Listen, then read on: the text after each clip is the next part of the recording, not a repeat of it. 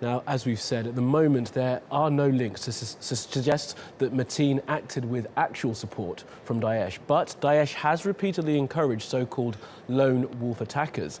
They are a major security challenge. So for some more analysis on this, let's speak to the former CIA analyst, Fred Fleitz, who's joining us now from the US. Mr. Fleitz, good to speak to you. Just what's your thoughts about this attack being a lone wolf attack, and what does that actually mean?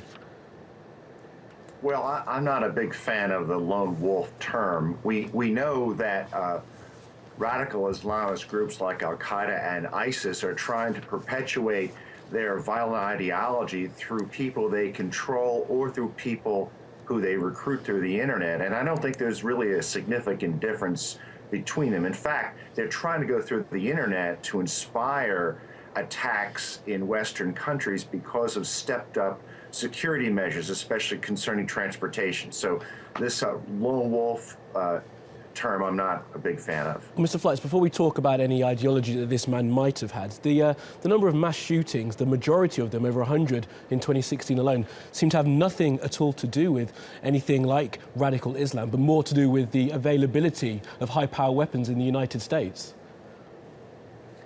I think Hillary Clinton and President Obama really made a mistake by stressing that this has something to do with gun violence. But it does have something to do with gun violence, Mr. Fleitz. He owns these guns and he shot all these people. Of course it does. Yeah, but let's keep in mind that strict arms control did not stop the terrorist attacks in Paris. This was an attack that was motivated by a radical ideology. If guns were banned, he would have used bombs. Are we going to have bomb control too? But his use of his connection with Daesh has not yet been proven. He did make a call, but the mental capacity of this man may well be called into challenge. Surely the fact that there are guns available, he was able to own these weapons legally, these powerful weapons, has far more to do with any ideology he may hold. I completely disagree with that. First of all, he swore allegiance to ISIS while he was engaged in the attacks, while he was within this nightclub. But, you know, whether he was disturbed or not, the ideology he learned about, probably through the internet, is what caused this attack. It's not the availability of guns. I think he could have committed acts of violence with using some other method. It's not guns that caused this. Well, as we say, it's not confirmed exactly his connections with Daesh or any other terrorist organization. What about the fact that he was spoken to a number of times by the Federal Bureau of Investigation in the past? Shouldn't they have picked up on anything that may have been slightly out of the ordinary in this man? Well, first of all, in a free society, you have to have hard evidence before you arrest someone. There were suspicions that he had ties to terrorists and possibly to ISIS, but there wasn't enough to hold him. But I think there has to be an investigation on what did the U.S. government know about him and when did it know it. There are reports today that he made trips to Saudi Arabia. So we need to find out, was this an intelligence failure? Absolutely. And just on those trips to Saudi Arabia and also his perceived connections with any kind of ideology, how can you go about preventing that sort of thing, those kind of connections between people like this who may well not have the mental capacity to act on their own, and also that kind of international, as it's being called, this kind of outsourcing of terror by groups in Syria and Iraq?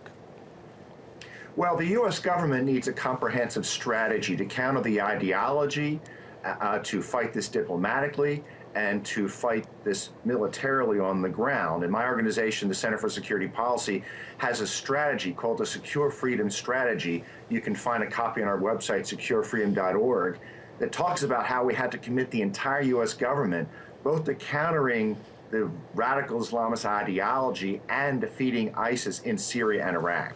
And let's just dig into that, Mr. Fleitz, then. I mean, how do you tackle that? Are you going to shut down the internet? Are you going to kill everyone who's ever looked at a Daesh website in the United States? Are you going to imprison them? Like, how do you actually tackle that, something that's so wide and broad?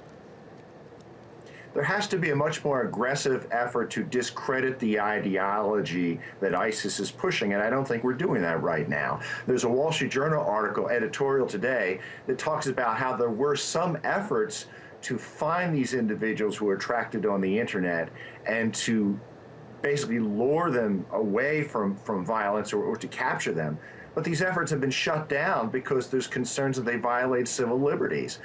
We have to do what is necessary within the law to identify these people and to discourage them from engaging in acts of terrorism because they learned about it through ISIS. And just finally then, Mr. Fleitz, with the election upcoming in the United States, do you see, in response to this, there being more draconian measures put in by whoever is next in the White House?